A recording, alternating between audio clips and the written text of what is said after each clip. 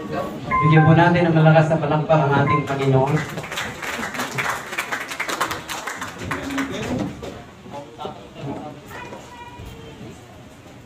Yung ating worship team, palakpakan din naman natin. Purihin ang Panginoon dahil meron tayong worship team na nag-lead sa atin. Kung paano natin sasambahin ang ating Panginoon. They're the one who opened the heavens gate para yung ating pagsamba ay tunay na makapasok sa kaharian ng ating Panginoon. Isang araw ay nandun po ako sa floodway. Naikwento ko one time na may isang pastor po na tinamaan po ng COVID. So happen, pag-uwi po ng kanyang asawa, 6 years doon po sa Espanya, ay umuwi po dito para after po ng COVID. Hindi po sila nagpangabot dahil nga po yung si Pastor Adan, baka may nakakilala po sa inyo dyan po sa floodway, ay tinako po sa hospital habang si Pastor Aloyda ay ipinasok naman pa, nasa quarantine naman po ng 14 days. Then after 14 days ay parehas na po sila umuwi ng bahay. Kaya lang po yung Pastor Adan, pag uwi po ay nasa lalagyan na po o isang sisindan. Abo na po yung pastor. So matindi po ang pagdadalamhati nung asawa, si Pastor Aloyda, na 6 na taon silang hindi nagkita. Tapos nung magkita sila, yung asawa niya ay abo na. So wala po siyang choice kundi siya po magpastor ng simbahan. Nung siya na po ay nagpapastor, may mga kung gagawa po sila na na-discover niya nung buhay pa yung kanyang asawa ay yung kanyang mga senior youth, mga professional ay may secret account.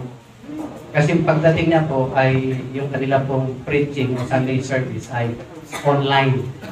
At so after may napuksan po siya sa kanilang account na may secret account, isa sa video at saka sa PNB, I think, na nakapangalan sa simbahan nila at may mga pera, 2 account. So nung tinanong niya po yung mga very close po sa amin mag-asawa, yung tinanong niya po yung mga professionals, nag-out po dun sa online service nila. Hanggang ngayon nag-alisa na po yun. Yun yung unang umalis sa simbahan, yung mga may hawak ng secret account na nakapangalan sa church na tumatanggap ng mga foreign support. Pangalawa, yung kanilang mga elder sa simbahan ay pinagawa po yung simbahan kasi alam niyo naman po yung lote sa floodway parang ganito. Maliit lang po. So may isa po silang elder, preacher din po ng church, ay pinatungan po ng pinatungan yung asintada nang galing po doon sa lumang biga. Nagpatong po sila ng 15 patong na halong block. Walang biga, walang poste. So ano ang posibleng mangyari? Possibly habang nag-worship sila o nagpe-prayer meeting sila, ang sabi po ng elder ay naiipit naman ng mga bahay, kaya hindi naman yan babagsak. Hindi yan babagsak papunta sa kapitbahay, kundi babagsak sa kanila. Pag konting tigalaw, dahil yung inaapak ang biga ay yung luma ng biga, exposed na po yung mga lumang bakal na halos nagtutok. So ang ginawa po namin, kami mga pastor dito sa Kainta ay giniba po namin yung ginawa nila. So nagalit po yun sa amin. Ako yung presidente po, chairman ng mga pastor dito sa Kainta. Bakit daw namin pinakialam yung trabaho?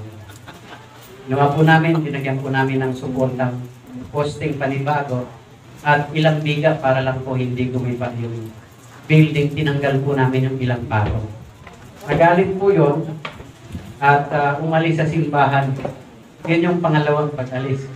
At kasama po ang mga leader po ng simbahan. So bilang babaeng pastora, anong iisipin niya? So grabe po ang, actually 2 weeks ago ay nasa amin po siya, nag-iiyak. Hindi na po alam kung anong gagawin. Sabi po namin mag-asawa, kung alam mong tinawag ka ng Panginoon, hayaan mo lang yung mga aalis. Ang tawag po natin dyan ay sa church. As long na alam mo, sa sarili mo na tinawag ka sa ganyang ministry, kahit magsialis yan, alam mong tama ang ginagawa mo, manatili ka lang.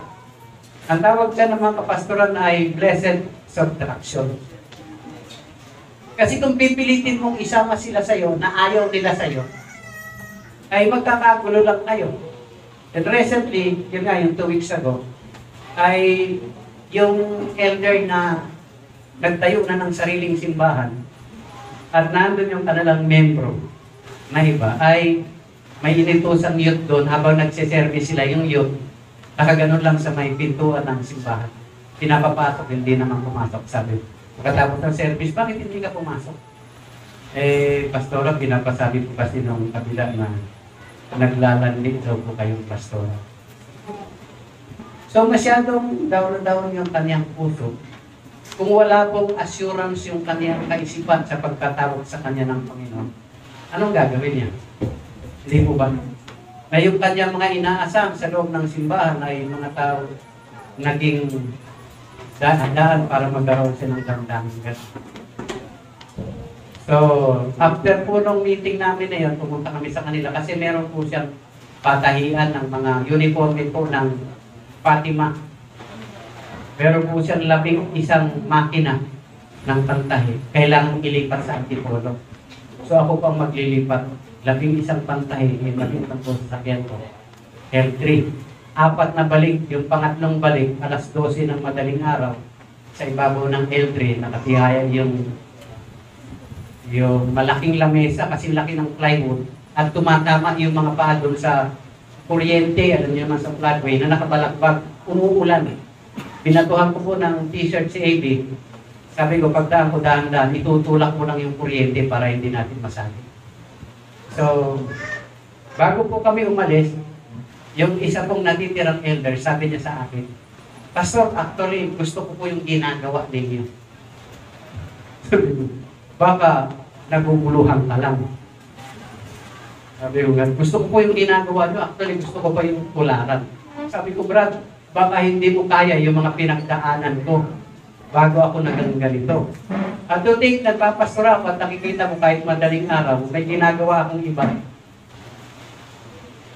Tent maker po ako, church planter po ako, tent maker po ako, yung church na pinagpapatos ang pastoral ko po ngayon. Pangatlong simbahan na po yan ang pinagpapastora. So, sabi ko bakit, ano po siya, 67 years old. At kasama po siya nung nabubuhay pa si Pastor Adam. Sabi niya, gusto ko po, Pastor, kasi yung nagsishare ng Word of God, yung nag-preach. Kaso lang hindi po ako mahilig magbasa ng Biblia. Very rare po na ako po ay nagbubukas ng Biblia. Sabi ko po sa kanya, sa edad niyong yan, kung gusto niyong magpastor o mag-share, tapos hindi kayo magbubukas ng Biblia, paano po mangyayari yung inyong kagustuhan? Nakuha niyo po ba? The same way, sa atin din po bilang mga mananampalataya, marami po tayong gusto sa buhay bilang isang Kristiyano na matagal na nating pangarap pero hindi nangyayari. Bakit? Kasi hindi naman natin ginagawa yung pinagagawa ng Panginoon. Gusto lang natin yung sarili natin na makita, nakatayo tayo sa pulpito. Pero ayaw nating magbayad ng mga bagay na dapat nating gawin para makatayo tayo sa pulpito. Ito po yung malungkot. Ang dami natin gustong gawin sa ministry. Yung iba puro sipag. Pero pagdating sa pagsunod sa salita ng Diyos, sa gamitin kong term, tama. Kung meron kang pangarap sa buhay, dapat ngayon pa lang simulan mo na upang pagdating ng panahon, yung eksaktong pagkakataon na gusto kang patayuin ng Panginoon, na gusto kang gamitin ng Panginoon, dapat ngayon pa lang sinisimulan mo na. Amen po ba? Sabi ko sa kanya, Brad, ako po, pasensya na po kayo, medyo yung iba po na-offend madalas sa akin kasi kahit may edad. Dinidiretso ko pong sinasabihan. Sabi ko, Brad, sa edad mo yan, baka abutin ka na ng alas 6. Alam niyo, alas 6? Yung paglubog ng araw, na hindi mo magawa yung pinagagawa sa inang Panginoon dahil sa katamaran mo. Pasensya ka na, ngayon kung gusto mo, ipanalangin mo sa Diyos yung puso mo, na Lord, bigyan mo ko ng desire. Hindi lang pangarap sa isip, kundi pagnanasa. Kasi sabi ng Bible, Psalms 37 verse 4, if you delight yourself in the Lord, He will give you the desire of your heart. Sabi ko, panalangin mo magkaroon ka ng desire para yung mata mo magamit mo. Imagine ako sa edad na 48, Nagsasalamin na ako, ikaw 67 ka na, hindi ka nagsasalamin. Mas malinaw pa ang mata mo sa akin. Tapos ikaw, I mean, hindi mo na kinakailangan magtrabaho, professional na yung mga anak mo. Ako kailangan magtrabaho, may anak pa akong pinag-aaral. Actually, nandito po ngayon, sa Manggahan. Sabi ko, anak, 50 lang pinabaon kasi, pero pamakdo ka araw-araw. Sabi niya, iba kasi yung mga kaklase ko nagpapakuro sa akin sa man. Galing po kasi sa private yung anak ko, ngayon lang po nag-public. Nagpapaturo po sa akin ng math, tapos nag-aambag-ambag po sila. Dinilibre nila ako araw-araw ng math. Ako, basta huwag ka lang mangingikila, sabi. So, ito po yung lagi kong sinasabi, kung gusto mong may mangyari sa'yo, ngayon palang simulan mo na yung gusto mong mangyari. Alam mo, gusto mong magbago, pero wala ka namang ginagawa para magbago pa. Imposible yun, parang suntok sa buwan yun. Ang pag-uusapan po natin sa umaga ito, medyo sensitive at iilan lang po ang nakakagawa nito.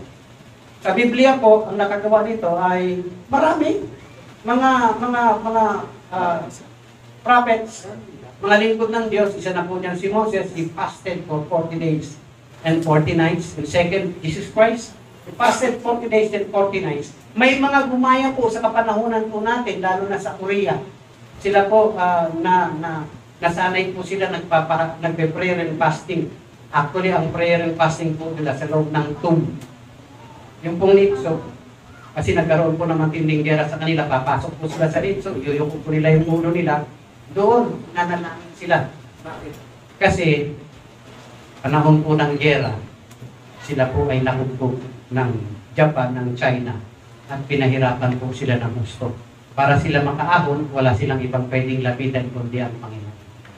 Mula po noon, nayos po ang mga Korean na mag-prayer and fast. Actually, pag hawak-hawak nila yung kamay mo, habang nagpe-pray po kayo, talagang niyuyog po bilang ganun. Matindi po sila sa panalangin at pag-aayun. Handa na po ba kayo?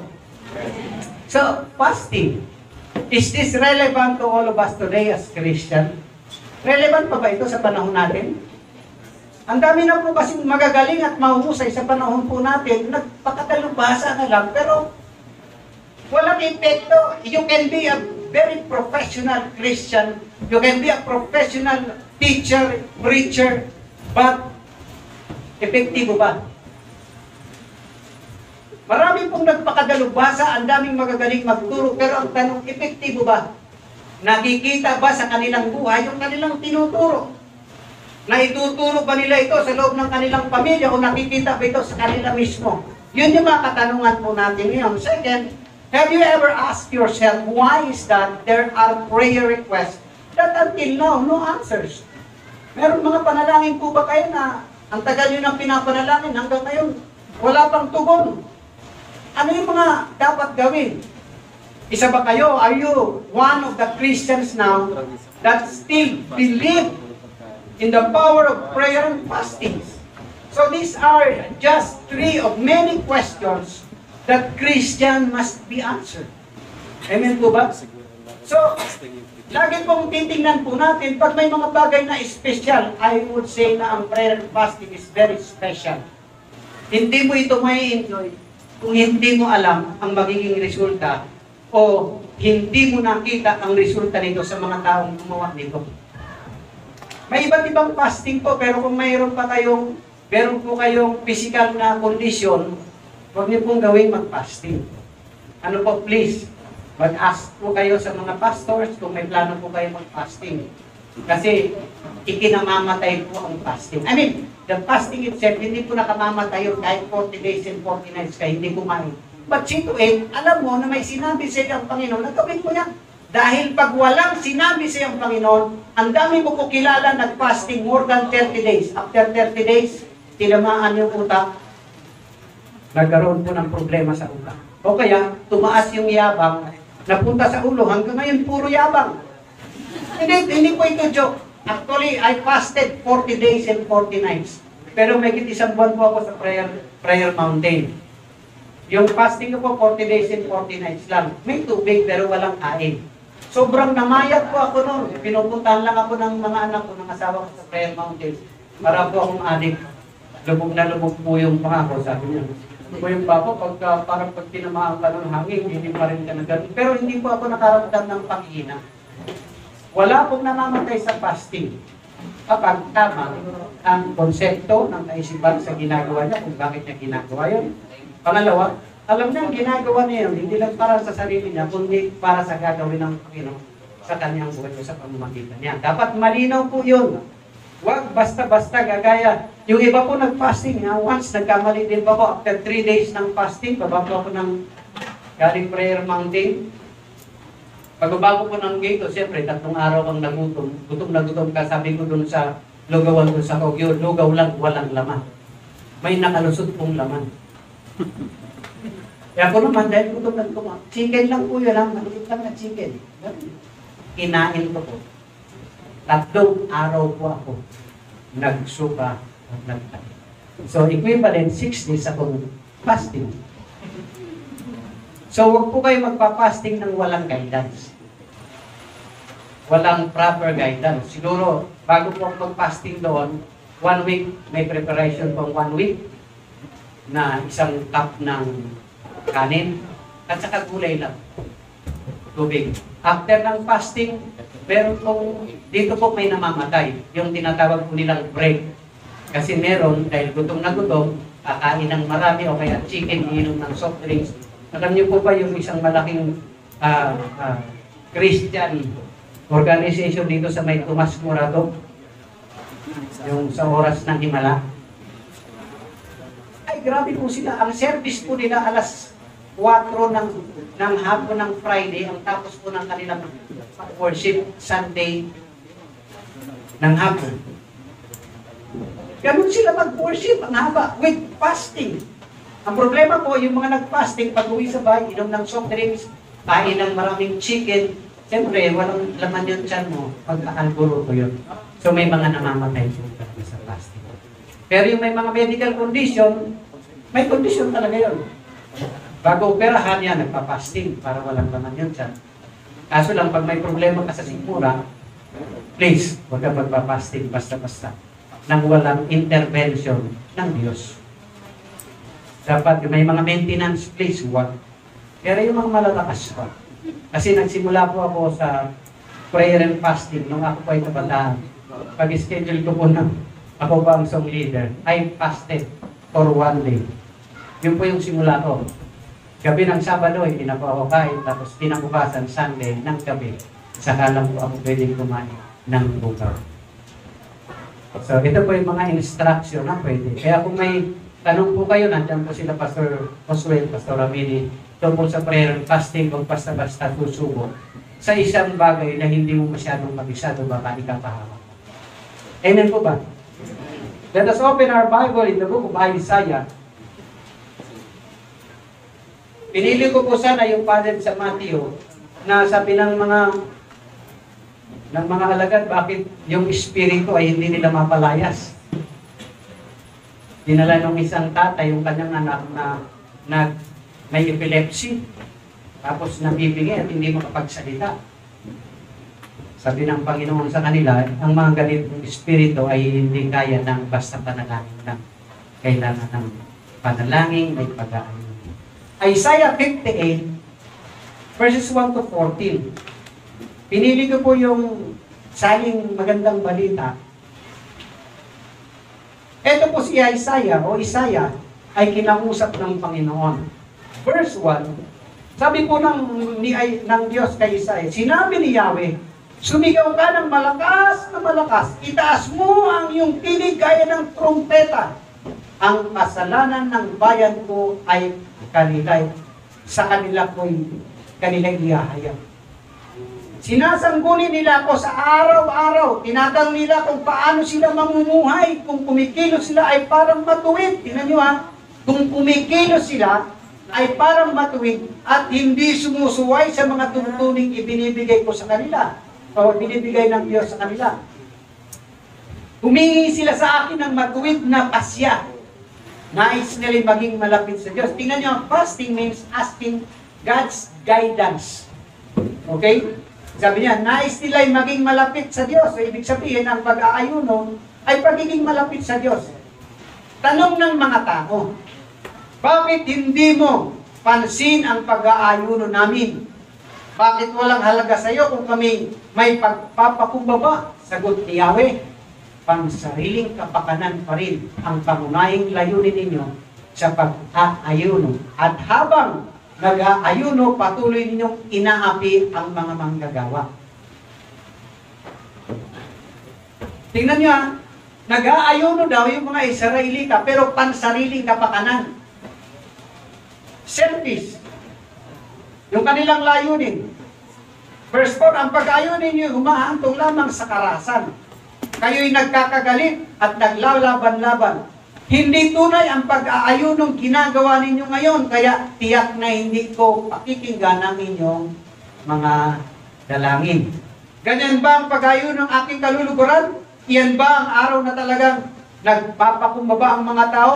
Inihiling ko ba na yumuko kayong tulad ng damong hinihipan ng hangin? O mahiga kayo sa sako at abo? Pag-ayuno ba ang tawag ninyo dyan? Isang araw na kalulugod, na nakalulugod kay Yahweh. Ganito ang pag-aayuno. Ang gusto kong gawin ninyo, palayain ninyo ang mga di makatarungang pinakadanggo. Kalagan ninyo ng tanikala, inyong mga alipin. Palayain ninyo ang mga inaapi. At baliin ang mga pamatok ng mga alipin. Ang mga nagugutom ay inyong pakainin. At mga walang tirahan ay inyong patuloyin. Ang mga walang maisuot ay inyong bigyan ng mga damit. At sa mga nangangailangang mga kamag-anak ay huwag kayong magkait. Kung magkakayong sisikat ang liwanag sa inyo at magtutulad kayo sa bukang liwayway, hindi magtatagal at manunumbalik ang inyong kalusugan. Mahayag sa inyong unahan ang mabubuti ninyong gawa at sa inyong hulihan ay papatnubayan kayo ng paluwalhatian ni Yahweh. Sa araw na iyon, giring giniyawi ang inyong dalangin kapag kayo humihingi ng tulong, sasabihin niya, naririto ako kapag itinakwil ninyo ang pang-aapi, maling, pagbibintang at pagsisinungaling. Kapag nagugutom, ay kusang loob ninyong pakakainin at tutulungan ang mahihirap. Sisikat ang liwanag sa inyong nasa kadiliman at ang inyong kapanglawan ay magliliwanag gaya ng katanghaliang tapat. Patuloy kayong papatnubayan ni Yahweh at ibibigay ang pangailangan sa gitna ng disyerto. Palalakasin niyang muli ang inyong mga buto at magiging tulad kayo ng isang hartin na binubukalan ng masaganang tubig o isang batis na hindi natutulog. Muli ninyong itatayo ang putang dumuho at itatatag ito sa dating pundasyon. Makikilala kayo bilang tagapagtayo ng mga nawasak na pader at tagapagtatag ng bagong pamayanan. Sinabi pa ni Yahweh, inyong igagalang ang takdang araw ng pamamahinga. Huwag kayong gagawa na para sa pansariling kapakanan sa araw na banal. Sa araw na ito, mamamahinga kayo at huwag maglalakbay o gagawa o mag-uusap tungkol sa mga bagay na walang kapunuhan. At kung magkagayon, madarama ninyong kagalakan ng paglilingkod sa akin. Bibigyan ko kayo ng karangalan sa harap ng buong daigdig at tatamasahin ninyo ang kaligayahan habang naninirahan sa lupang binigay ko sa ninuno ninyong si Jacob. Mangyayari ito sapagkat akong si Yahweh ang nagsasabi nito. So kung titingnan po natin ang pangkalahatang usapin, ang mga Israelita ay nag-aayuno, pero meron silang mga inaapi, meron silang mga minamaltrato, meron silang mga hindi pinapalaya. Sa panahon po natin, maraming nangyayaring ganyan, yung mga amo, hindi na pinapasweldo ng tama at bagkus ay minamaltrato pa yung kanilang mga tawag ng kasambahay o mga tauhan sa kanilang kumpanya. Ito po ay hindi kailanman ikinagalang ng Diyos. At pag pumunta po tayo sa bagong tipan, kung titingnan natin, ay ang nais din ng ating Panginoon ay palayain yung mga oppressed. Diba? Yung may mga karamdaman ay palayain sa tanikala na gawa ng dyablo. Diba inutusan niya mga disipulo na humayo at ihayag ang kanyang paghahari, ang may mga sakit ay pagalingin, ang inaalian ng masamang espiritu ay palayain. Binigyan sila ng authority ng Diyos para gawin yung mga bagay na dapat nilang gawin. Pero isang araw, sa Matthew chapter 7, I think from verse 21, sabi ng Panginoon, Hindi lahat ng tumatawag sa akin, Panginoon, Panginoon ay makakapasok sa kaharian ng langit. Kundi yun lamang gumagawa ng kalooban ng aking amang nasa langit. Pasabihin ng iba, Panginoon, nangaral kami sa iyong pangalan. Nagpalayas kami ng mga demonyo, nagpagaling kami na may karamdaman. Kami nag-prophecy. Sabi ng Panginoon, lumayas kayo sa harapan ko. Kayo makapaggawa ng kasalanan. Imagine, these people are preaching God's word. Prophesying the word of God. These people are casting demons and healing the sick. But one day, sasabihin sa kanila ng Panginoon, hindi ko kayo kilala. Lumayas kayo sa aking harapan. Kayo mapagawa ng masama. So most probably, I would think people today are focusing on the gift of the Holy Spirit but absent the fruit of the Holy Spirit in their lives. You know, you can fake, people can fake the gifts of the Holy Spirit, but they cannot fake the fruit of the Holy Spirit, which is, should be seen in the lives of every believer. Alam niyo po, hindi pa ako again sa banal na Spirit of Pentecostal po ako, evangelical po ako. I speak in tongues. Pag nagpe-pray, pag nag-worship, nag-speak in tongues. When God reveals something in me, one time na sa church, sa Pillar of Truth, nung sabi ko, si Nanay Baying ay i-date na ninyo. At pakainin ninyo sa masarap na kainan, pa-share ninyo. Kasi kukunin na siya ng Panginoon. Webes yun, hindi namin sa ating service. Galit na galit sa akin yung pamilya, mga elder ng church, pinagduduro-duro. Ano ka ba, Diyos ka? Sino ka para magtakda ng kamatayan? Sabi ko, hindi ako ang nagsabi nun. 2 months after. Nagsisi silang lahat kasi kinuha ng Panginoon sinanay. Yun po yung pinakamasipag naming member. Sa Fortune, parang pa po umuwi yun. Pero siya ang pinakamaaga sa simbahan sa Pilipinas. Every prayer meeting, Bible study, Sunday service, siya yung laging nasa simbahan. Pero senior citizen na yun. Naoperahan po sa breast cancer. Sabi ng doktor ay free na siya sa cancer. Cancer set, pero biglang namatay. Galit na galit sa akin yung mga elder na simbahan. Noong time din, dinurog po ako. Sino ka? Alam mo, Diyos ka ba para magtaktak ng buhay? Hindi naman po ako nagsabi, pinasabi. Very rare po ako magsalita ng gano'n. So, kailan ba dapat nagpa-fasting ang isang Kristiyano? At bakit kailangan niya mag-fasting? Kung kinakailangan mo ng special God's favor sa buhay mo, may struggle ka? Alam niyo po, kung hindi po ako, kasi pagka-graduate ko ng Bachelor of Theology, dapat 4 na taon lang, doon kami nagkakilala ng Pastor Austin. Dapat 4 na taon lang yun, dahil nagtatrabaho ko sa araw, sa gabi ako nag-aaral. Ay, may pamilya na po ako noon. Natapos ko po 5 years ng Bachelor of Theology. After po, nung sabi ko, Lord, kung kalooban niyo magpapasting ako ng 30 days as Thanksgiving. At saka kung may mga bagay na mangyayari, at least nakaprepare ako. During that time, may mangyayari po sa simbahan namin. Magre-resign po. Nangyari po yun after 2 years. Imagine. At alam niyo, kung hindi po ako nakapag-prayer and fasting, I think tatamaan po ako sa utak. Grabe po yung pinagdaanan ko ng pamilya ko nang mag-resign po ako sa isang simbahan. Pero praise God, dahil I think pinayagan na rin ng Panginoon in preparation dun sa mga mangyayari. So importante po na nakikipag-usap tayo sa Panginoon ng seryosong pakikipag-usap. At masasabi ko na seryoso talaga pakikipag-usap mo pag nagsimula ka ng mag-ayuno. Bakit? Sarap kumain, di ba? Ang rice pa nga, kahit ang mahal-mahal ng bigas. Yung iba, ngayon, hindi na nagluluto, pupunta na lang sa mga inasal kasi mahal ang bigas. At kakain ng 7 takal na only rice, pero hindi nila naisip yung epekto. Kala nila nakakabawi sila, yung pala, disgrasya. Bakit? Tinamihan mo eh. O, magtanong ko kayo dun sa mga kung kumain 1 cup na lang ngayon. Ako po, ilang kilo ako ngayon? Patingin nyo, 82 kilos po ako ngayon. Nag-reduce na po ako ng 8 kilos last year. Umabot po ako 90 plus kilos. Ngayon po, 82 kilos na lang po. Hirap na po ako magsintas, hirap na ako magmedyas. Pag yumuyo ako, parang puputok na yung mukha ko. Pero naka 8 kilo na po ako. May mga ginawa po ako, hindi po ako nag-fasting. May mga ginawa po ako. Pero, huwag nyo nang alamin.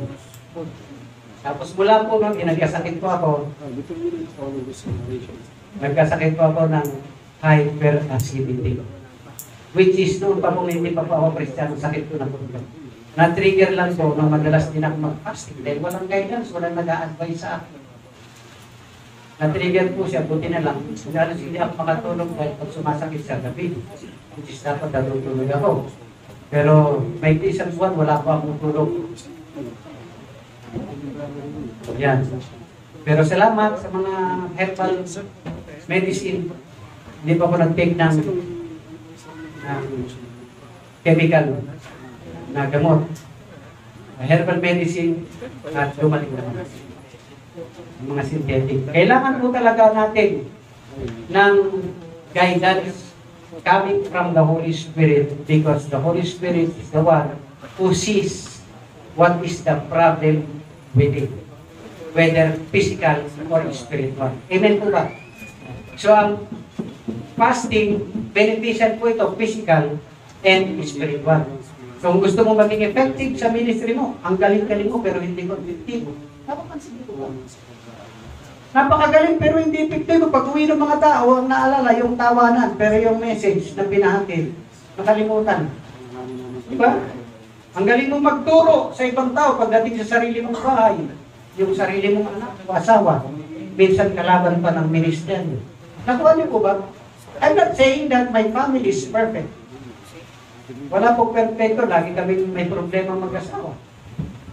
Lalo ngayon, madalas wala ako sa bahay. Sabi ko sa asawa, hirap sa'yo, asawa ka ng artistahin. Tapos, pag nawag-joke lang, huwag na natin pag-usapan. Pag-usapan po natin, ang topic po natin today is about prayer and fasting. Una ko na po, bakit yan, prayer and fasting. Pero tanong niyo bakit? Basta mga pagkain yung nandyan.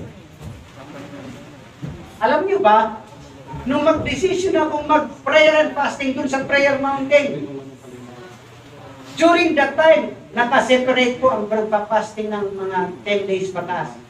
Pag pumasok po yung prayer mountain sa banda kanan, may building po doon po yung nagpapasting ng mahabang araw. May interview po yan.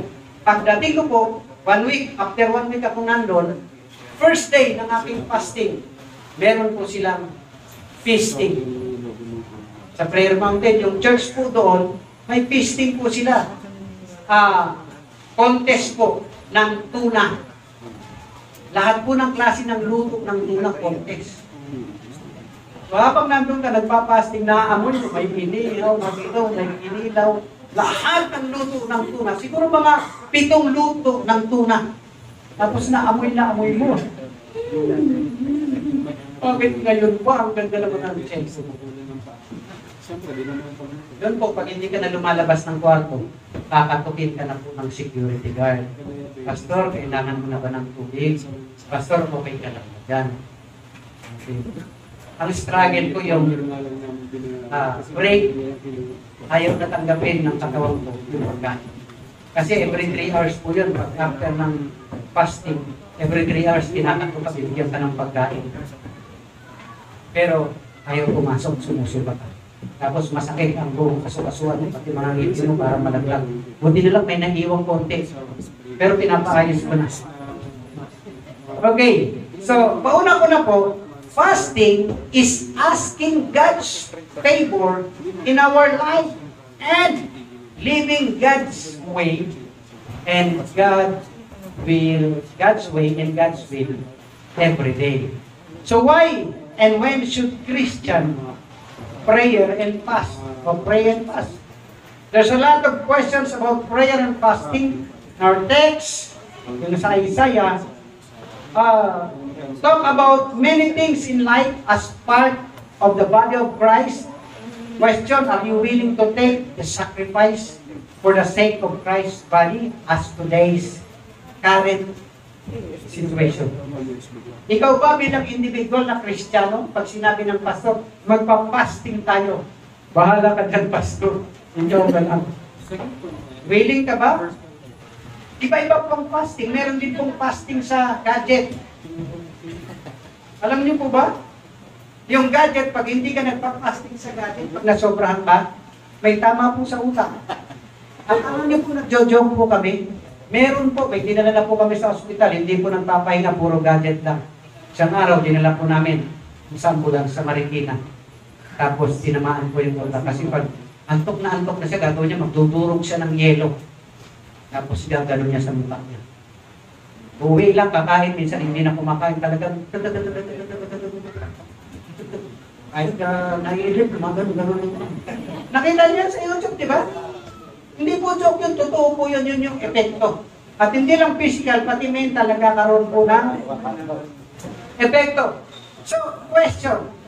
Why do we need to fast? Why do I need to fast?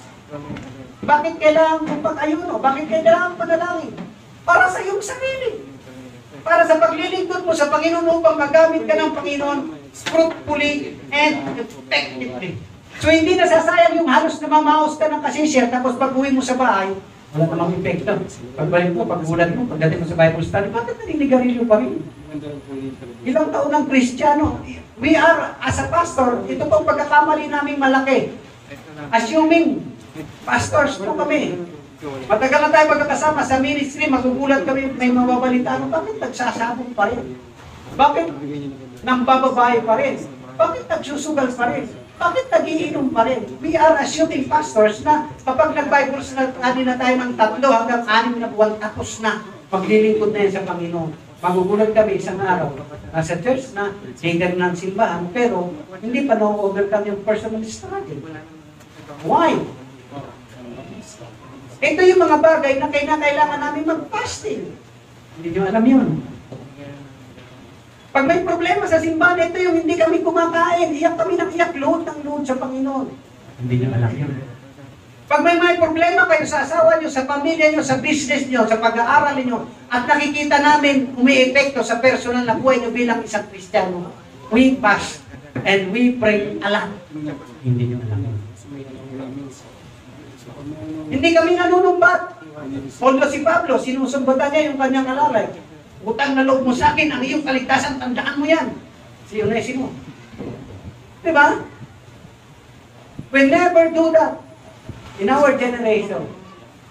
But sometimes, or most of the time, people neglecting. Pastor, kamusta ka na? Okay ka pa ba? I hope today, after this, maging iisa po tayo as a body of Christ na merong, tingnan niyo yung Isaiah 58.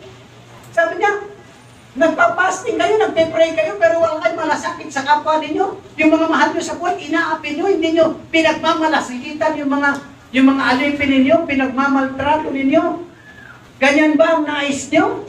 Isang araw na pag-aayuno, upo kayo sa abo, maglalagay kayo, magsusuot kayo ng saklog. Yung saklog po doon, hindi yung sakong ngayon.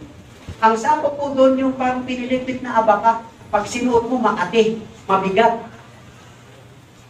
Yun po ang pagpapakita ng mga Israelita ng kanilang pagpapakumbaba sa harap ng Panginoon. And when God sees them, that they humble themselves, you remember Nineveh? Nung pumunta si Jonah, nung nangaral si Jonah, Jonah did not expect na magpapasting mula sa hari hanggang pati mga kambing, pati mga tupa nag-ayuno. Walang kakain. Pinakinggan sila ng Panginoon. Kaya pag nakikita tayo ng Diyos na buong buo yung ating puso na nagpapakumbaba sa Kanyang harapan, na seryoso tayo sa ating ginagawa, na humihingi tayo ng pabor galing sa Kanya, pag nakita ng Diyos, nagpapago ang puso at paningin ng Diyos sa atin. Hello? Tanong, kailan ka huling nag-fasting para sa ministry? Nagsimula pa ako 1 day. Tapos 2 days, madalas 3 days. Hindi po ako nag-fasting ng 5 days. Pero madalas po 3 days. After nun, many years in the ministry, saka po ako nag-vision, 30 days. No one expected me. Even yung church na pinaglilingkuran ko, yung pinagpapastoran ko, sabi ng ibang leader, ang yabang naman ni Pastor Sani. Bakit pa kailangan mag-fasting? Nagyayabang ba siya sa akin na kaya nang gawin yung 30 days? Pwede naman isang araw. I-review ko po yun, sabi ko, excuse me, I am not using your body to fast. I'm using my own. Pakialam mo kung anong gawin ko. Ako ang pastor, ang Diyos ang nangusap sa akin na gawin ko to. Para ito sa inyo. Nayabangan sa akin. Pero tingnan nyo, ang dami ko ng disgrasya, buhay pa rin ako. Hindi lang sa motorsiklo, ang dami ko na kong life and death. Nahulog ako sa kalabaw sa probinsya, alas 3 ng hapon. Nahimatay ako, inuwi na ako sa bahay, patay na ako. Pero alam ko yung nangyayari, nagising ako alas 6 ng gabi. Iniiyakan na ako ng buong pamangkano. Sinaksak ako dyan sa bilid, sis. Lumubog yung sinasakyan namin bangka, yung nakaraan, hindi nakaligtas. Ako, ilang beses na ako sa dagat. Nakainom ako ng mga 1 galon na tubig. Ikaw ba namang sakyan sa likod, tapos sakal-sakal ka ng pinsan mo? Kaya, makakahinga ka ba? Di ba? Ang dami na pong life and death experience ko. Hindi lang po siguro 10 beses ako ng life and death experience. Kaya hindi po, alam nyo, yung Navy SEAL, yung mga sundalo sa Amerika, hindi na sila takot mamatay kasi bago sila ma-declare na Navy SEAL sila, ilang beses na silang pinatay. Nabubuhay na lang sila. Yung iuhulog ka sa swimming pool, na halos mapugtuan ka ng hininga, pagpatay ka na, saka kanila akunin. Nire-retard na. Hindi ka na takot mamatay. Bakit? Namatay ka na. Sabi naman kaibigan ko, hindi ka ba natatakot? Hindi ka ba nadadala? Sabi ng asawa ng kapatid ko, hindi ba nadadala yan? Ilan lang beses na disgrasya sa motor, motor pa rin ang motor. Pag naranasan mo na yung life experience, hindi ka na matatakot. I tell you, hindi po ako nagbibiro, hindi ka na matatakot. Yung hindi naman yung, sige, parilin mo. Sige, parilin mo. Hindi po ganun ang ibig ko sabihin. Hindi ka matatakot kung ang ginagawa mo ay kalooban ng Diyos. Matakot ka kapag gumagawa ka ng hindi kalooban ng Diyos. May natututunan po ba tayo? So again, why we need to fast? Number 1, fasting gives you more time for prayer. Pag nag-aayono ka, gutom yung katawan mo, pinapatay mo yung hilig ng iyong laman. At dahil dito, nagkakaroon ka ng panahon na makipag-usap sa Diyos. And I tell you, pag may panahon kang makipag-usap sa Diyos nang walang laman ang tiyan, maririnig mo, nagiging sensitibo ang iyong espiritu kasi walang laman ang iyong tiyan. Sorry po, hindi po kabastusan. Noong nag-fasting ako after 2 weeks, wala nang lumalabas. Parang kulay green na lang. Parang lipit ng naman. Gaganon na lang siya. Hindi po kabastusan ito. Gaganon na lang, parang bumubulak-bulak na lang ng kulay green. Wala na. Kaya lang, parang ang tinatarang aso. Hinahanap ng katawan mo yung pagkain. After 2 days, 2 weeks, na walang pagkain, tubig lang. I tell you, pero the best experience is in the presence of God. Wala pong masihigit pang anumang karanasan at sarap sa buhay. Medyo physically, yes, nagsasuffer ka, painful, but then your spirit is rejoicing because you are in the presence of God. So meron kang panahon para manalangin at manalangin at manalangin at pagbasa ng salita ng Diyos. Napakalawak ng iyong pananaw. Pagbasa mo ng Biblia, may rema agad. Why? Because you separate yourself from the world. Ito po ang pinakamasarap na karanasan.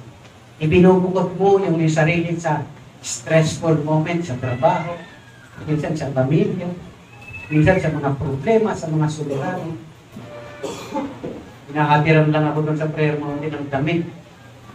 One time, nag-puslit si Pastor Ayoli ng sabaw ng ano. Siguro mga 3 weeks na ako. 3 weeks. Nag-puslit si Pastor Ayoli ng sabaw. Sabaw ng tinola. Bawal po yun. Pag nakita ka ng security, pagagalitan ka. Sabaw ng bulalo, maraming bulalo. Si Pastor Ayoli, isang baso, nakalagay sa bag. check po ng security na. Bawal po ito, bawal nang lumabas. Pag doon ka lang. Pwede ka umakyat sa pwede ka dito sa prayer cell, pero hindi ka pwede lumabas. Kasi nga, baka sumalisi. Napakalakas po ng temptation. Baka bumili ka ng kumano sa labas, masisira yung kondisyon ng katawan. So, Why? Sabi po dyan, in our time, in this generation, always think, more work, less prayer, and fasting. Lahat po tayo, gusto natin magtagumpay, gusto natin yumaman, gusto natin gumanda, gusto natin lahat maganda. Pero, trabaho tayo ng trabaho, hindi natin alam, napipinsala ng ating katawan, pati yung ating mental, nasisira na rin kasi nakapokus lang tayo sa kaya nating gawin, nawawala na tayo ng focus sa gagawin ng Panginoon sa ating buhay. Punta ng simbahan, attend natin ng prayer meeting, attend natin ng Bible study, attend natin ng Don't Watch Prayer. Tapos trabaho na naman, pero walang panahon para tawin, Lord, ano bang kalooban mo? Ito bang ministry na ginagawa ko, kalooban mo? May mga ministry tayo na hindi kalooban ng Panginoon, pinipilit lang natin. Hello, sorry po sa iba. Makikita lang natin ang kalooban ng Panginoon pag nagsisik tayo ng kanyang kalooban para sa atin. Amen po ba? Romans chapter 12. Huwag na kayong umayon sa takbo ng sanlibutan ito upang mabatidin nyo kung ano ang ganap na kalooban ng Panginoon sa inyong buhay. At magagawa niyo kung nakaseparate kayo. Hindi mo magagawa dito, biro mo. Magpapasting ka sana, biglang magluluto yung asawa mo ng paborito mong ulam. Ang galit ng tiyan ko. Hindi natin alam, ni Satan, he will never gives you a temptation that you can easily overcome. But when you talk to God, with fasting, napakadali, hindi makikita niyo ang kalooban po ng ating Panginoon. Amen po ba? I hope makakatulong po ito sa mga kapatiran po dito sa Divine. Amen po ba? Kahit napakagaling mong mag-gitara, Brother Gilbert. Kahit napakagaling mong mag-drums, Brother Carl. You need to experience how powerful our God is when we fast. And when we pray. Why? Because nag-spend ka ng time sa ating Panginoon. Amen po ba? Prayer and fasting help us to focus on God's direction. Sabihin natin, God's direction. Kasi minsan gawa lang tayo ng sarili nating direction. Nakakalimutan natin may sariling direction ng Panginoon sa ating buhay. Prayer and fasting help us to be connected to God's will and God's way. Connected. Parang cellphone. Nung nakaraan po, tumakbo ako ng Batangas. San Tomas, Batangas. It so happened, pag-uwi ko po, nakaraan Sabado, lakas po ng ulan, hindi nagbaha-baha. Yung cellphone ko po nabasa. Kaya yung cellphone ko po, bubukas, bakit nagpapahayag na malapit ka na ng pagpasko? Mamamatay, bubukas, tusang nagbubukas ko sa namamatay. Sabi ko sa asawa ko, patayin mo nga, tapos linagay ko sa lagayan ng bigas. Problema naman, hindi niya sinabi sa akin, hindi niya pinaktak. May bigas pala doon sa lalagyan ng earphone. Pilit kong sinasaksak. Bakit ka rin masaksak? Tapos ayaw tumulong. Yung pala yung isang bigas nandun sa butas. Hindi talaga tayo all-knowing, di ba? Amen po ba? Kaya kailangan natin ng God's intervention sa buhay mo. Every time, hindi po tayo all-knowing. Kailangan natin ng kapamarangan ng lagi ng Diyos. Sabi po dito, prayer and fasting reduce your work and load. Bakit? Papahingahin mo yung katawan mo. Hindi ka mag-iisip ng mga bagay na makamundo. Hindi ka mag-iisip ng trabaho. Hindi ka mag-iisip kung anong kakainin mo. Kasi hindi ka nga kumakain eh. Imagine pag andito ka pa nga, inisip mo, ano kayang kakainan namin? Ano kakainin namin? Nakaka-stress yun. Nasa simbahan ka. Tapos yung isip mo lumilipad, tumatakbo sa kusina nyo. Tapos andito ka pa, pero naggagayat na ng Ricardo yung isip mo. Nagsasaing na yung isip mo. Kaya, sabihin mo, i-text mo na yung McDo, ihanda na tayo para pagdating dito, doon kain na lang tayo. So, prayer and fasting reduce your workload because you'll be rested in God's presence. Amen po ba? Magpapahinga ka sa presensya ng Panginoon. Actually, the Israelites failed to rest in the presence of God. Why? Gusto na lang nilang gawin yung gusto nilang gawin eh. Dapat siya, pag binasa nila yung Book of Hebrew, hindi naman sila nakapahinga eh. Pero bago magkaroon ng law, gusto na ng Panginoon magpahinga sila sa presensya ng Diyos. Kaya nga sabi ng Panginoon, wala mo nang magluluto, walang magsasaing, walang magsisili, walang magagaton sa presensya ng kayo ng Diyos. Why? In the presence of God, there is always peace. Amen po ba? there is love, there is joy. Hanap ka ng hanap ng love. Kung kanino mo na hinanap. Kung saan mo na hinanap yung love. Lahat tinikman mo na. Pero yung totoong love pala na kay Lord. So, you rest your mind, you rest your emotion. Naghanap ka ng pag-ibig, bigay mo kay Lord yung puso mo umiibig. Hayaan mo siyang humanap ng apartment. Gusto mo? Kasi pag siya ang humanap, perfecto yan. Hindi ka na maghahanap ng iba. Kahit na may sumisingit pa. Yun kasi ang mali.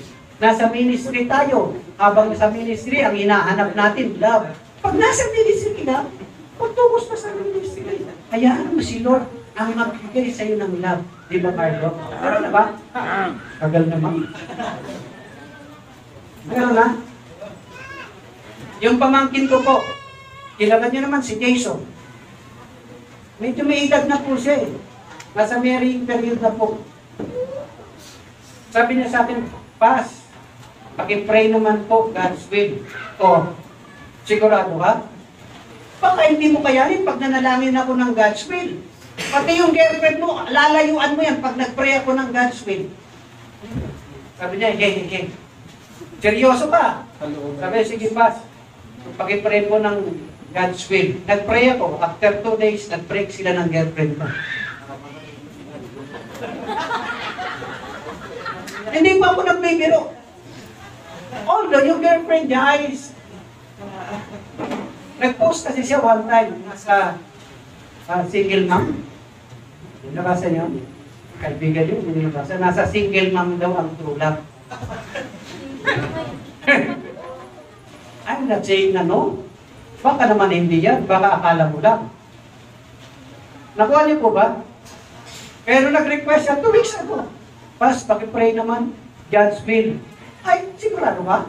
Andiyan pa yung conversation sa cellphone ko. Sigurado ka? Pag nag-pray ako ng God's will, baka i-break mo yung girlfriend mo. After 2 days, nag-break sila ng girlfriend niya. Kaya lang, yung girlfriend niya, hindi na nagsisimba. Kasi kaya pala nagsisimba dahil lang sa kanya. Nakuha niyo po ba? Chat mo lang. Hindi pa ako nagbibiro. Kasi pag nanalangin tayo ng God's will, dapat handa ang puso natin sa katubuan ng Panginoon. Kaya maraming Kristiyano, naiiba ang pag-ibig, naiiba ang focus kasi ayaw sa God's will. Kasi hindi lahat ng God's way, I'm not saying lahat ng God's way kontra sa gusto natin. I'm not saying din na ang God's will ay pabor lahat sa atin. There are different God's way. Kaya lang kailangan natin i-ready yung isip natin, i-ready natin yung puso natin. Baka pati yung kursong kinuha mo pag nag-pray si pastor, bigla kang mag-shift. Di ba? Kasi minsan, aminin man po natin at hindi, may mga kurso po tayo na ito gusto ng magulang ko, ito ang gusto ng pamilya ko. Pinilit, business ad. Yung isang member na pinilit, business ad. Nagtrabaho, nag-aral. 1 year. Umuwi ng probinsya. Bakit? Hindi niya raw gusto talaga yun. Ang tita niya lang at saka nanay niya may gusto. Nakumuha siya ng business at palibasa yun yung kapaaral sa kanya. Ang gusto niya talaga, in nursing. Umuwi ng probinsya, nandun ngayon sa Mindanao. Nagpapalaki ng katawan. Sabi po dito, because you'll be rested in God's presence and you will see that despite of hardship and suffering in this life, you will be positive, you will become positive thinker, and you will never ever lose hope in this life. Why? Everything in your life in your surrounding will become beautiful when you spend time with God. Amen? I tell you, hindi ka magkakamali ng misyon pag lagi kang may panahon makipag-usap sa Panginoon. Amen po ba? Kaya yung mga naghahanap dyan, nananalangin. Sa ministry man, sa personal man, I tell you, I would suggest, you talk to God. And you ask. That is very effective way to know the will of God. At kung may ministry na medyo nahihirapan kayo, na gusto niyo mag-focus, makita niyo kung ano kalooban ng Panginoon, I tell you, Pag hindi ka mag-pray and fasting, tapos pag ganun-ganun ka sa mga inaalihan ng demonyo, sabihin sa'yo ng demonyo, don't joke me. Oh, wala pong biro ito mga kapatid. Yung mga espiritong hindi napapalayas ng ordinaryong prayer. Alam niyo naman yung encounter ni Jesus. Sabi ng mga disipulo, Lord, bakit hindi namin napalayas? Pareho lang naman, ginamit namin yung pangalan mo. Tapos sabi, in Jesus' name. Ayaw. Pero nung si Kristo nagsabi, umalis ka dyan. Alis agad. Nagwawala pa yun. Yung iba nga nakikiusap pa eh. Alam namin, ikaw ang anak ng Diyos na buhay. Ito-torment mo na ba kami? Hindi pa ngayon ang panahon. Kilala nila si Kristo eh. Sabi niya, please, pumayagat mo na lang kami sa mga baboy. Maraming ayaw kumain ng baboy. Kasi may masamang espiritu. Amen po ba? Second, sabi dito, fasting demonstrate the depths of our desire when we pray something. Ito po yung nagpapakita kung gaano kalalim yung ating pagnanasa sa isang bagay. Kung tayo ay nagpa-fasting, isang araw ka hindi kumain, hindi. Pagdating ng hapon, baka umiikot ng paningin mo. Pero alam niyo, pagkalooban ng Panginoon, kahit anong ikot ng paningin mo, kahit anong hilo mo, pabalik ka pa rin kay Lord. Makikita mo ang liwanag ng nais ng Panginoon sa iwan mo directly. Amen? Hindi ka maliligaw sa pagpili, hindi ka madadaya ng mata mo, hindi ka madadaya ng pakiramdam mo. Kasi ang Diyos mismo, sinuko mo na pag nag-fasting ka kasi sinusuko mo yung buhay mo sa Panginoon, di ba? Dahil sinuko mo yung buhay mo sa Panginoon, siya ang pipili ng mga bagay na para sa iyo. Ibinigay mo rin, pinagkatiwala mo na yung desisyon sa Kanya. Di ba, pag nagpa-fasting ka, wala ka naman gagawa, mahina ka eh. Hihilo-hilo ka, hindi ka. Umiigat yung paningin mo, makakapili ka pa ba? Kahit anong daming dumadaan dyan, pag nahihilo ka, hindi mo gusto eh. Kasi nahihilo ka eh. So, sino na pipili para sa'yo? Kaya mo ba? Very practical. Sa buhay Kristiyano, dapat po yung equilibrio, may ina-apply po natin yung hawak ng Statue of Liberty, yung balancing, yung kiluhan. Dapat po, balance yung spirituality at saka reality. Bilang Kristiyano. Yung iba kasi masyadong spiritual, pero hindi naman nakikita. Iba naman, puro physical na lang. Nagiging materialistic. Pero pag nagpa-fasting tayo, makikita natin na it demonstrates the depths of our desire when we pray. Prayer and fasting redirect us into God's purpose. Yung bang, alam niyo, tumataak ka sa isang kalsada na hindi mo alam, buti na lang, may Waze na ngayon. May Google na ngayon. Tapos sabi ng kalsada, sarado. May tubig. Malalim yung baha. Pero pag una-unahan, meron pa lang isang maliit na kalsada nakalagay. Ano nakalagay? Detour. Parang Ilocano lang, di ba? Detoy. Detour. Kahit lumigo ka o lumigo minsan, malayo, pero pabalik pa rin yung kung saan yung main street. Ganun ang Panginoon. Kahit mali na yung tinatahak natin, kahit mali na yung takbo ng isip natin, pag natutunan natin magpakumbaba at makita ang lalim ng ating pagnanasa na pinagkakatiwala natin sa Panginoon, isinusubong natin sa Kanya, binibigyan tayo ng Diyos ng magandang landas. Amen po ba? Sabi po to remember that fasting is not religious hunger o hunger strike aimed at manipulating God to do as we desire. Fasting serves not as an attempt to get God to say yes to our prayer request or petition, but rather as discipline that help us draw near to God and discern the divine sovereign will of God. Hindi tayo nagpapasting para pilipitin natin yung kamay ng Panginoon. Lord, magpapasting ako, patamain mo ako ng 200,000,000 piso sa luto para yung church namin ay mapatayo namin ng maganda, ma-extend, malaki, bibili ako ng maganda. Ang ganda ng gusto mo, ano? Para sa church, puno. Pag tumama lang, naghanap ka pa ng malaki, eh yung tithes mo nga, hindi mo maibigay sa simbahan. Hindi ka mas... Sorry to say, ang dami. Pasensya na kayo. This church can't stand its own. Kung ang lahat ng mga membro, yung mga negosyo, yung mga trabaho, professional, ay magbibigay ng kanilang itapo at kaloob. I tell you, sa dami ninyo dito, kami po, baka ganito lang yung church namin ngayon. More or less ganito. At yun po mga estudyante, mga kabataan. Nakita niyo mga kababayan po namin, siguro nung pumunta dito, ang kulang lang sa kanila, mga 4 siguro. Ganun lang karami ang mga adult sa amin, karami ang sa amin youth. Pero kung bawat isa may trabaho, may hanap buhay, may negosyo, susuporta ng pangangailangan ng simbahan. Nagpe-pray tayo na patamain pa tayo sa loto. Kung hindi mo kayang ibigay yung maliit, hindi mo kayang ibigay yung malaki. Let us be honest. I'm not saying this because I am a pastor. I am saying this because the Bible itself declares. Sabi niya, subukin niyo akong gawin na ito. Pag hindi ko buksan, durungawan ng langit at pagpalain kayo sa mga bagay na wala na kayong pagsitlan. Ayaw nating subukan ng Panginoon. Eh, pag-fasting pa? Subukan mo ba? Totoo ba ako sa sinasabi ko, Malin?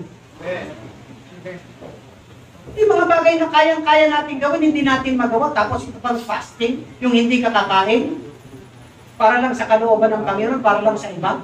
Ang nais ng Panginoon, dito pag tingnan natin yung Isaiah 58 ay pagmamalasakit sa kabuuan ng mga taong minahal at binigyan ng buhay ng ating Panginoon. Mga taong gustong iligtas. Gusto mong may masing? You pass. Gusto mo yung kapatid mo, mahal mo sa buhay, asawa mo, madala mo sa simbahan? You pass. Bakit si sister ang dali-daling mag-imbita? I-keep niya yun eh. Wala ka namang gano'n eh. Kaya para magkaroon ka, mag-fasting ka, humingi ka ng pabor ng Diyos para samahan ka ng banal na Espiritu upang ang pagsasalita mo ay maging epektibo. Hello? May business ka? Pag connected ka lagi kay Lord, dadalo yung kanyang kapangyarihan, ang daling magtutuloy silang kliyente. I tell you, si Pastor po, wala naman, mumong lang po ako. Hindi mo po kinakahiya. Mga karanasan ko, mga mali kong ginawa, mga kasablayan ko, hindi ko po kinakahiya. Nag-post nga po ako kung friend po tayo, siguro mga 2 weeks ago. Pag kaya mo nang ipatotoo ang mga kahilan, lumalago ka ng peska mo. Pero pag hindi mo pa kayang ikwento ang lahat ng kahinaan mo, yung mga pinagdaanan mo, may posible na yung dinadaanan mo dati na hindi mo na dinadaanan dahil hindi mo maikwento, baka daanan mo pa rin. Naintindihan niyo po ba? But when you talk to God, when you fast, it demonstrates the depths of your desire when you pray. Because prayer and fasting redirect us into God's purpose. Amen po ba? So sabi po dito, we should never fast to pressure God into doing our will, but rather to ensure that we are doing God's will. It shows you that you are serious enough about your prayer request to God. Bakit? Siyempre, pag nag-fast ka, willing ka dun sa sa price. Yung dapat mong bayaran. Yung hinihinging kapalit. Hindi po ba? Gusto kasi natin ang Diyos ay mapaghimala. Anak ako ng Diyos. Lahat ng hilingin ko, ibibigay ng Panginoon. Ay napaka-special mo naman. Si Jesus Christ na eh. Direkta, anak na ng Diyos. Sabi niya, Ama, kung maaari, ilayo mo sa akin ang sarong ng paghihirap na ito, pero hindi ang aking kalooban, Kundi ang iyong kalooban. Eh, kalooban ng Ama na maging sakripisyan lang siya. Ayun. Tapos sasabihin mo, gusto ko maging katulad ako ni Pastor.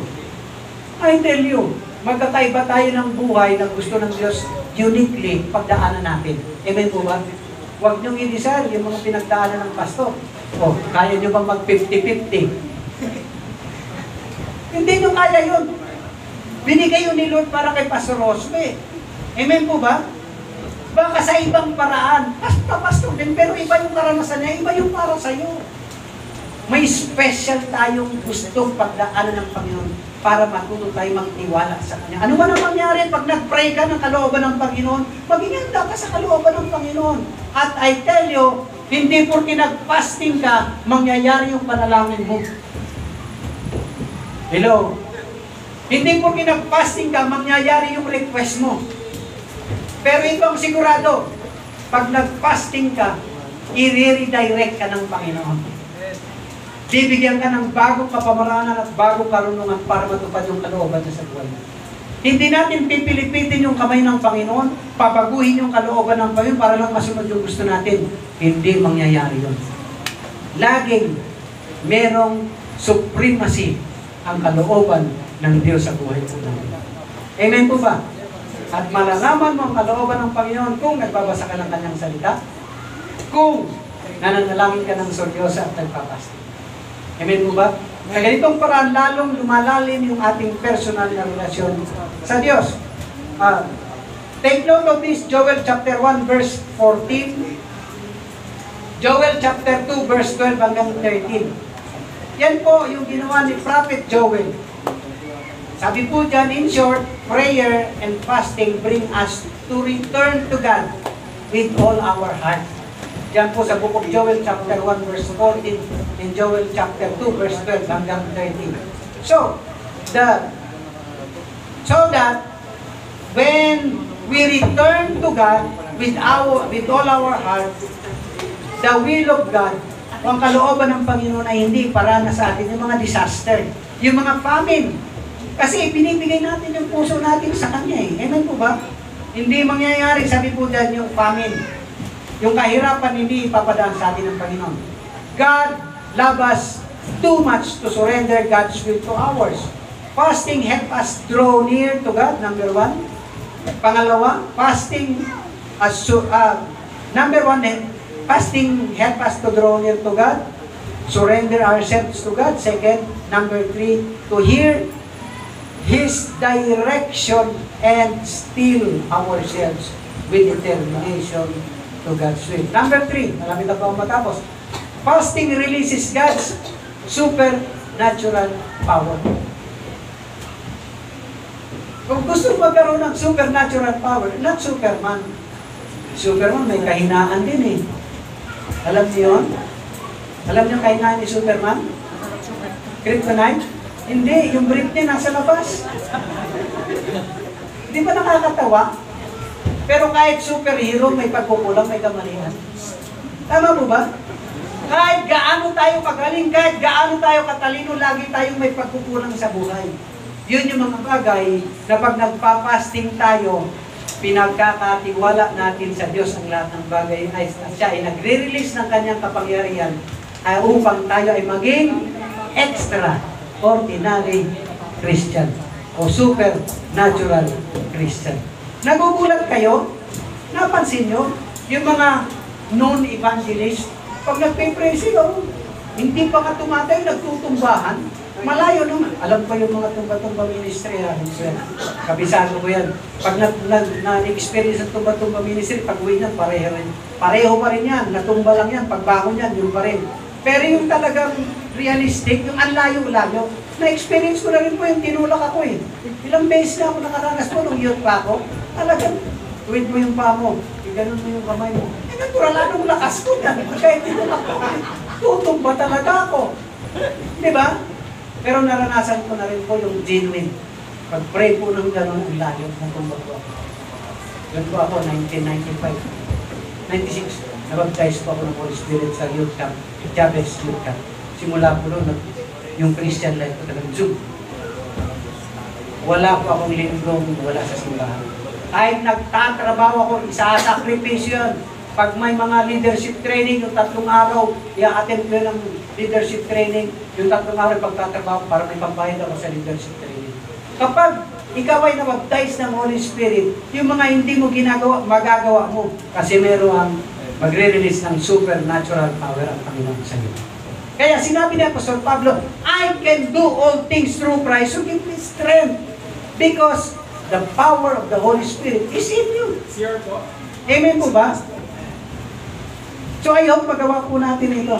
Hindi ito madali, but I tell you, kahit ikaw mismo ma-amaze ka, nagbubukas lagi ng opportunity ang Diyos, at yung grasya niya, pero nyo si Pastor, nakagraduate po ako ng Bachelor of Theology 5 years. Wala po akong binayaran ko. Alam ko ni Pastor Josue, alam ni Pastor Amini, hindi madali mag-aral sa Bible School. Ang gastos mag-aral sa Bible School, araw-araw lang yung pamasahe mo. Tapos yung struggle pa, nag-e-exam sila, ako hindi. Kasi hindi pa ako nakabayad ng tuition fee. 10,000 noon yung isang try. Ako, madrama ako. May poste doon, Pastor, di ba, pag-akyat mo ng second floor, pag gano'n mo, bago mag-library, may poste doon. Andito yung room. Nakaganon lang ako sa poste, nakasandal ako doon. Paawa, ipig ako sa director at mga teacher ng school. Hindi ako uwi hanggang hindi ako pinapa-exam. Alam niya ni Pastor Josue, umiiyak na ako na bakit?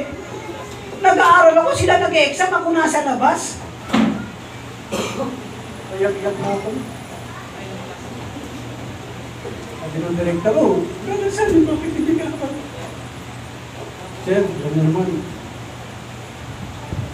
May exam. Mga pangatlong balik niyan, sasabihin ng Pastor Bert. Pasok ka na doon, kinausap ko rin mga teacher. Mag-exam ka doon, dali ang pa. Hanggang 5 taon. Ganun ako, hindi mag-i-sponsor. Isang try, magbibigay ng check, 10,000 para kay Pastor San. Hindi ba ma-amaze ka? Hindi pa ako nag-aaral ng high school. Wala ko kahit first year experience sa high school. Pero nagawa ko kong graduate ng Bachelor of Theology. Kumuha ako 2 taon, AB Theology. Kumuha ko 4 years, Bachelor of Secondary Education. Puro sponsor. Why? Kaya ako nakatapos kasi nag-ALS po ako. Dati po, non-formal education pa po yan ang unang labas. Dito po sa Kainta, kami po yung unang-unang estudyante. Kaya nakagraduate ako. Imagine, kung ngayon mo iisipin, parang imposible. Kaya naman yung mga estudyante ngayon, Diyos ko naman, mag-aaral na lang kayo. May 1.5 pa. Ang bihira. Kami, mag-iiyak pa kami sa library para lang may magbigay ng 300 dollars pamasahe pa uwi at pabalik. Grabe po experience sa Bible School. Grabe, pero grabe ang grasya ng Diyos. Why? Because as you decided to follow the Lord, magbubukas siya ng opportunity. Imagine, natatawa nga sila. Sabi doon sa church namin, kasi yung security, no? Great Central Rizal Institute of Technology, second floor po nila ginagamit namin sa church. Sabi ng security, lagi ko napupunta doon, naka-short lang ako, naka-sando. Sabi na, hindi ka naman mukhang pastor, mukha kang sang ano eh. Hindi talaga ako makapaniwala na tawagin ka ng Panginoon magpastor. Ang dami ko kilala mga pastor, talaga mga disyente. Imagine ako lang po yung nakabarong tapos nakamahong. Ngayon lang kayo nakakita ng ganito, di ba?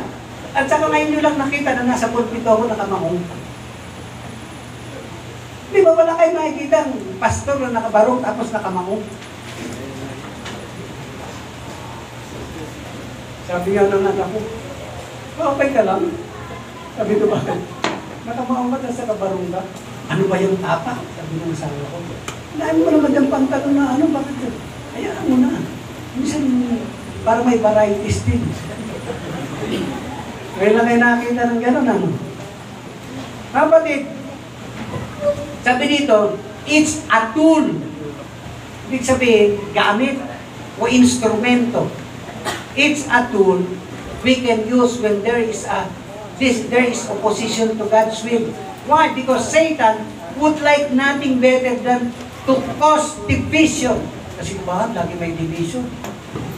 Kaya, hindi po, yan pang may ganun simula. Kaya kung leader ka na, pag hindi ka maagap, magugulat ka. Sila nagtitipon-tipon, hindi ka na pinapansin. Ikaw ang leader, magtatampo ka ngayon. Hindi na, parang hindi na lang. Di ba nangyayari yun? Muntik-muntik ka na yung masira yung samahan ninyo dahil yung tropang tama, muntik na masira. Dahil sa pag-division. So sabi po dito, si Satan daw would like nothing better than to cause division. Number 2, discouragement. Number 3, defeat. Number 4, depression. Yung mga nadidepress dyan. Tingnan nyo naman, baka hindi lang emotion mo yan, baka ginagawa niya ni Satan para ma-depress ka. At yung may mga Kristiyano, kapag may problema lang, nadidepress na ako. May problema lang yun. Diyos ko, hindi lang ikaw may problema. Lahat ng tao sa mundo may problema. Sabi po ng 10:30 ng 1 Corinthians, di ba? Tapos ikaw, puting problema, pa-depress ka nang nalalaman. Bakit hindi mo kayanin pag na-depress ka talaga? Tapos alam mong sakit na, kiniklaim mo pa. At itong matindi, pinagmamalaki mo pa na may sakit ka. Why? Gusto mong magpaawa? Baka hindi dito sa church mo kailan, baka kailangan mo hospital muna. Mas nakakaawa ka dun sa hospital. Imagine, hindi lahat ng tao dadalawin tayo, mga in-expect mong dadalaw. Walang dadalaw sa'yo. Wala lang ka ma-depress doon. Gusto mo yun? Kaya pag may nararamdaman ka, physically, mentally, emotionally, rebuke it in the name of Jesus. Baka gawa yan lang ni Satanas eh. Sabi ko, Lord, walang-wala kami ngayon. Hindi naman ngayon. Wala ka wala. Meron mo. Wala-wala. Ano ba ito, Lord? Gawa ba ito ni Satanas? Kung gusto mong pagdaanan ko to, kung gusto mo, okay lang sa akin. Basta samahan mo ako. Huwag mo ko iwanan. Hindi, ikaw ang tumawag sa akin dito. Kasalanan mo ito, nandito ako sa ministry na to. Kung kinakailangan, magbukas ka ng opportunity, magbukas ka para makita ko yung gusto mong gawin sa buhay ko. Di ba dinisgrasya pa ako sa motor? Sa tagal ko nang nagmumotor, ha? Ilang taon na ako nagmumotor. Halos malibot ko na yung buong norte sa pagmumotor. Yung biyaya ko ng 1 linggo. Tapos, dito lang, hindi pa nga umabot ng Nueva Ecija. Boundary ng Nueva Ecija yun. Dito pa ako madidisgrasya. Hinapit ko si Pastor Ayol dyan, pagdating ng dyan sa may petrol, nadisgrasya ako. Nakatatlong di pa ako ng gulong. Uy pa rin. Iba yung helmet mo talaga. Baka naman. I tell you, basta ginagawa ko kalooban pa yun, kahit lumipad ka pa. Huwag mo itest si Lord. I mean, yung nagkataon, I tell you, pagkalooban ni Lord, yun yung complain. Balat lang ano ako. Oh, dalaw natin. Diba, yung tuhod ko, puno ng tama yan. Yung binti ko, ang dami ng tusok yan. Ano ba naman yan? Balat lang yan. Malayo sa kitukan. Sa Ezra chapter 8 verse 23 says, "So we fasted and petitioned our God about this, and He answered our prayer." Diba? Sinasagot ng Diyos yung kanilang panalangin dahil nag-fasting sila. In short, prayer and fasting help us to experience victory, but humility and trust must be seen in us. Can we say amen? Yung tiwala at pagpapakumbaba ay dapat makita sa atin. From our text, verse 6, pag tinignan po natin yung Isaiah 58 verse 6, God says, "It is not the kind of fasting that I have chosen to loose the chains of unjust, because our God is God of justice, and to untie the cord of the yoke, to set the oppressed free, and break every yoke." In short, God wants us freedom. Amen. Amen po ba? Nice ng Panginoon, malaya tayo. Nag-fasting ka pero napilit ka lang. Ayaw mo naman talaga. Yung nagbigay ka pero napilit ka lang. Yung binigay mo yung buong buo pero napilit ka lang. Tandaan mo, God love a cheerful giver. You know what I'm saying? Ang nais ng Panginoon, ginagawa mo ang lahat ng bagay ng malaya. Yung parang pagpili mo sa asawa mo, yung walang pumilit sa'yo, na kahit harangan ka ng sibat at palasok, diretso ka pa rin. Diba? Yung kahit maraming umahadlang sa'yo, katulad ng tinanggap mo si Kristo kahit ayaw ng tatay at nanay mo. Kahit ayaw ng ibang tao, patuloy ka pa rin. Bakit? Kasi alam mong tama yung ginagawa mo eh. Kapag tama ang ginagawa mo, kahit na may lang sa'yo, ipagpatuloy mo. Bakit? Kasama po ang Panginoon. Amen po. Hindi si Kernel Pusita pa yung nagsabi ng pagtama, sama-sama tayo, kampi-kampi tayo. Si Lord ang nagsabi, pag nasa tama ka, sasamahan kita. Amen. At hindi ka magkakamali. Bakit? May extra supernatural power through the Holy Spirit will be with you when you fast. Amen. Mas nagiging epektibo po tayong lahat kapag nagpe-prayer and fasting tayo. Mga batid, from selfish way to God's will. Amen po ba? Pag nagpe-prayer and fasting ka na, nakikita mo yung pangangailangan ng pangkalahatan. He loved to see people, God loves to see people doing the sacrifice with the right motive and from God's direction, not from self-way. Amen po ba? Amen. Sabi po sa ating conclusion, prayer and fasting is a way to intensify our ability to pray and more or rely on God in our lives. Fasting helps us focus and hear from God more clearly. Fasting is spiritual discipline. Sabi natin discipline. Gusto magkaroon ng spiritual discipline? Prayer and fasting. It helps us grow in our faith, and fasting is tangible way to deny ourselves, to declare before God that we know it's all about Him, not it's all about us. And lastly, prayer and fasting is asking God's favor in our lives and living God's powerful way and God's will every day. Amen po ba?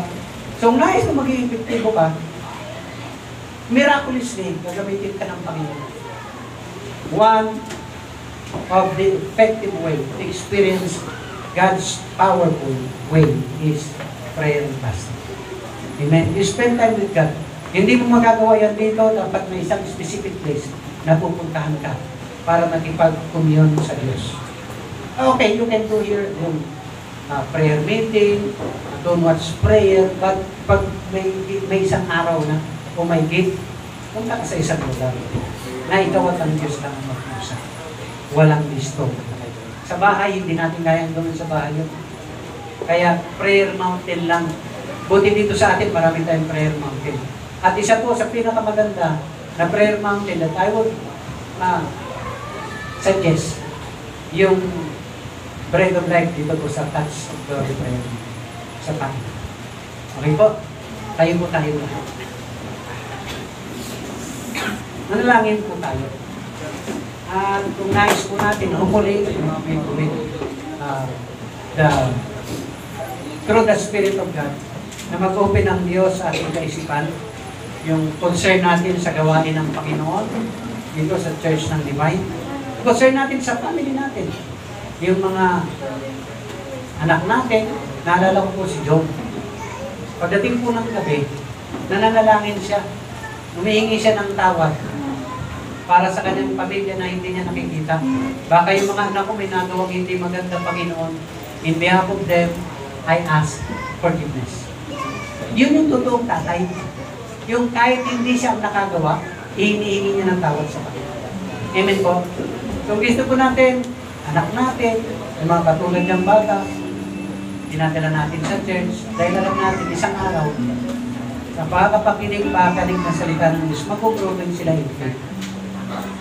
Amen? May mga struggle po kayo sa buhay, problema, suliranin, sa negosyo, sa relationship. Try to talk to God seriously.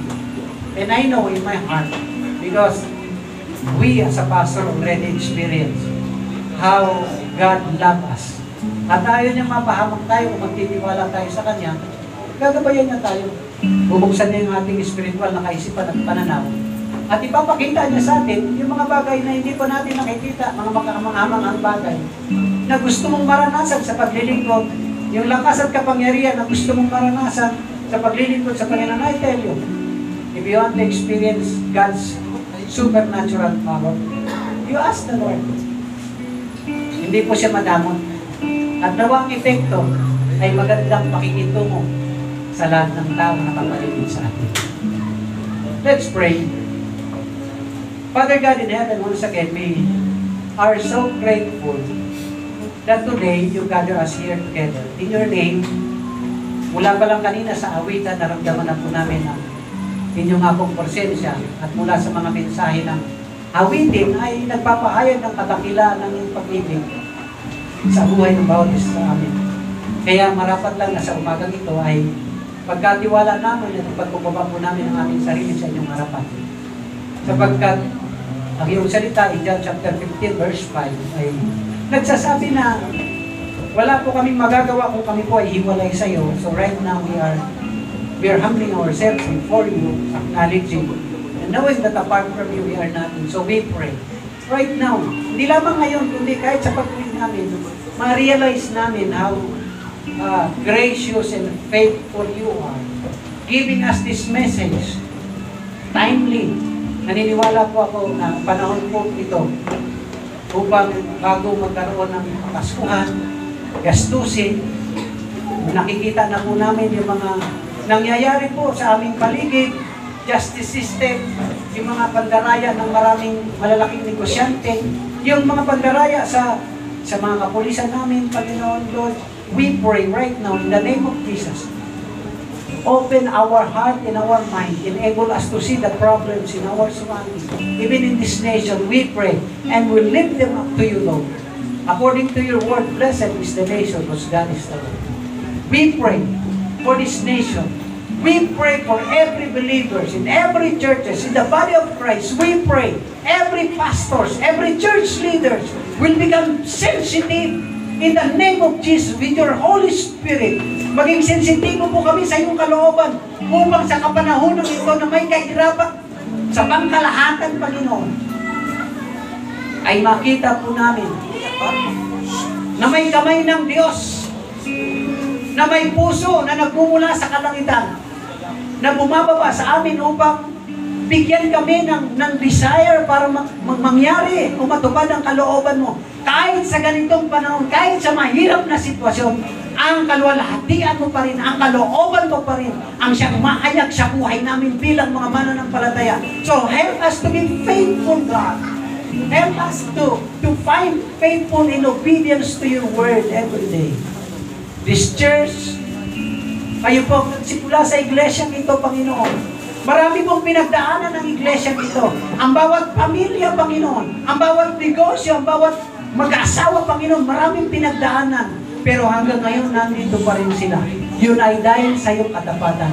We need more of you, Lord. We want more of you, Jesus. Today, I pray that you open our spiritual eyes. Enable us to see things that we don't see past years, past days, oh God. I pray in the name of Jesus that every believers in this church, divine, ay magkakaroon ng desire upang maging tapat at makita po nila kung paano sila magiging bahagi o paano po sila makakatulong, Panginoon, sa iglesia nito na lalo pang lumago, lalo pang magkaisa. May mga bisita po kami dito, Panginoon, sa umaga nito. Hindi po namin sila kilala personally, but then as brothers and sisters, we pray right now, ano man po ang kanilang mga pangailangan, katagpuin niyo po sila, Panginoon. At hayaan niyo sa lugar na ito ay lagi nilang maramdaman ang presensya ng dakilang Diyos na nangako po sa amin na hindi po kami iiwan ng bababayan. Na maramdaman po namin araw-araw, you will never abandon us, Lord. Hallelujah. Because you are faithful God, you are just God. We pray that your love will embrace every members, every attenders of this church, especially yung mga nasa leadership, Panginoon. Mas malaki ang kanilang responsibilidad, mas malaki ang kanilang pananagutan. Kaya hinihiling po namin ang ibayong karunungan sa pamamagitan po ng iyong banal na Espiritu ay patuloy po nilang namaranasan upang magamit din po sila fruitfully and effectively. Most especially, si Pastor Josue, si Pastor Amini, Panginoon. Hindi po madali yung tinanggap po nilang responsibilidad o ministeryo galing sa iyo. We pray right now in the name of Jesus. Patuloy niyong pagbukalin ang pag-ibig nila sa kapwa. Lalo silang maging passionate. Lalo maging malawak yung kanilang pangunawa sa mga kapatiran na nagsisimula magkalana. Sa mga leaders, Panginoon, we pray, you bind them with your love and mercy. Father, thank you for this opportunity, Lord, na pinadala niyo po ako dito upang magbahagi ng inyong salita. Naway maging makabuluhan at maging epektibo sa buhay ng bawat isa. Ang iyong salitang nahirinig po namin mula sa Isaiah chapter 15, verses 1 to 4. We pray, O God, in the name of Jesus, that you bind us with one purpose. In Jesus' name. Salamat po ng marami sa umaga nito. Patuloy po namin ibinababa ang aming sarili sa pangalan ni Jesucristo na aming pagkakalimutan. Amen. Magandang umaga po.